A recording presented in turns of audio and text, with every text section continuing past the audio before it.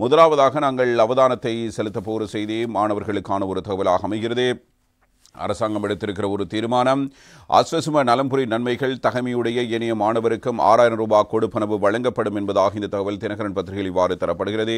பாடசாலை மாணவர்களுக்கு காகிதாதிகள் வழங்கும் அரசாங்கத்தின் வேலை திட்டத்தின் ஆஸ்வசும நலம்புரி நன்மைகள் கிடைக்காத ஏனைய தகமையுடைய குடும்பங்களில் உள்ள மாணவர்களுக்கும் கொடுப்பனவு இவ்வாறு வழங்கப்பட இருப்பதாக தினகரன் பத்திரிகையின் பிரதான தலைப்புச் செய்தியில் ஒரு செய்தியில் இவ்வாறு குறிப்பிடப்படுகிறது. இது தொடர்பாக கல்வி, உயர்கல்வி மற்றும் தொழிற்கல்வி அமைச்சராக பிரதமர் சமர்ப்பித்த யோசனை அமைச்சரவை இவ்வாறு அங்கீகாரம் வழங்கியிருக்கிறது. ஆஸ்வசும நலம்புரி நன்மைகளை பெறுகின்ற குடும்பங்களில் உள்ள மாணவர்களுக்கு காகிதாதிகளை வழங்குவதற்காக 6000 ரூபாய் கொடுப்பனவு தற்போது அக்குடும்பங்களினுடைய வங்கிக் கணக்குகளில் இடப்படுவதாக இந்த தகவலில் இவ்வாறு சுட்டிக்காட்டப்பட்டிருக்கிறது.